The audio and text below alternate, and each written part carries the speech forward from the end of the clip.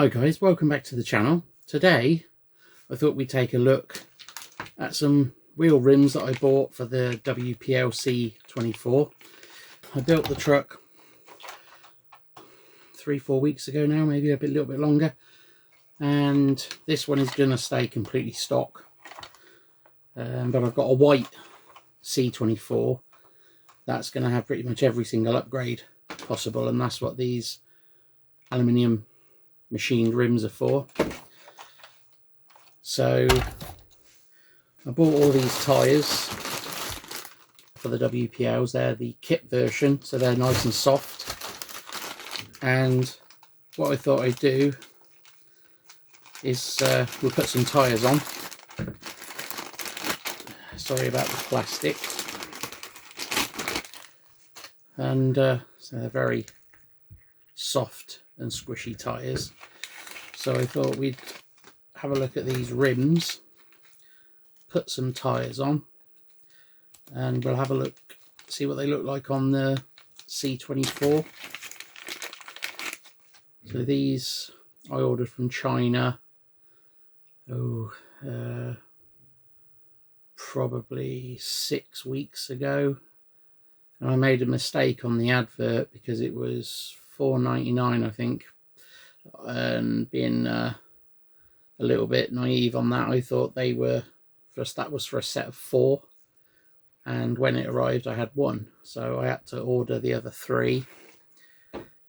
So again it was like 3 weeks for the first one, and again another 2.5 to 3 weeks for the other 3 to make a set. But they're a little bit heavier than the standard plastic wheel that comes with the WPL. So yeah, so they've got a little set of wheel nuts. It's basically just a bolt that goes all the way through with a nut, and then when it's on the vehicle it looks like it's actually got wheel nuts. So we'll take one of these tyres and we'll pop it on. That's gone straight on. They're a pretty good fit actually. They're not beadlock rims or anything, but I think compared to the standard rim they look quite a bit better.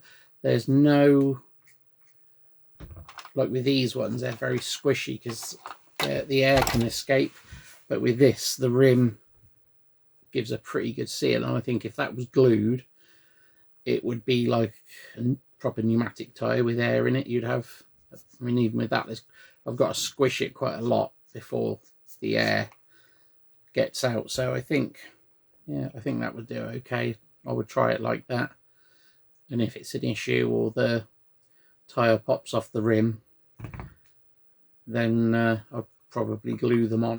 Let's get these on, and then I'll grab a screwdriver. So they seem to go on pretty good. They go on straight. With the WPL ones and with the Fay and stuff like that, sometimes the tyres go on and they kind of make it look like the wheel's buckled, but it's just because the tyre hasn't sat into the bead properly. So it's a little bit of fiddling around. The first time I built this C24 and first time I used it, it looked like all the wheels were badly buckled. But yeah, these seem to go on really, really well onto these. So we're going to take a wheel off of the C24 and weigh it and have a look and see how much difference in weight this will give us low down. Don't want too much unsprung weight, but there you go. So that's the set. So I will just grab a screwdriver. I've got me a screwdriver, so we'll pop one of this C24 wheels off, and what we do just for a second is the original C24 wheel weighs 27 grams, and the new aluminium, same tyres, weighs 43 grams, so it's not quite double the weight, but obviously with 4, if we stack all 4 on there, and you've got 175 grams nearly of just tyres and wheels. So I think that's going to help quite a bit, you know, keeping things down low. You need as much weight down low as possible when you're crawling and doing a bit of rock climbing, because if you have too much weight up high, then your car's going to be unstable and tip. Let me just get this little screw back in, and then we can see what it looks like. So there, see that's what it looks like with the aluminium machined wheels. I think they look pretty cool, and being that extra weight, hopefully that will help with the crawling and the rock climbing and everything else I'm going to do with it. Generally these need some weight added, but you need to keep the weight as low as possible. So generally people put wheel weights into the wheels, or sometimes they add like car wheel balancing weights which have a sticky back, and stick them on the chassis and places that are fairly low down to keep the weight as low as possible to make them stable. So yeah, there you go. I just thought I'd show you those wheels.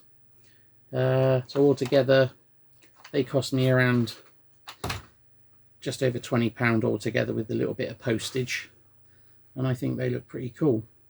So when the C24, the white one, gets built, these are going to go on there.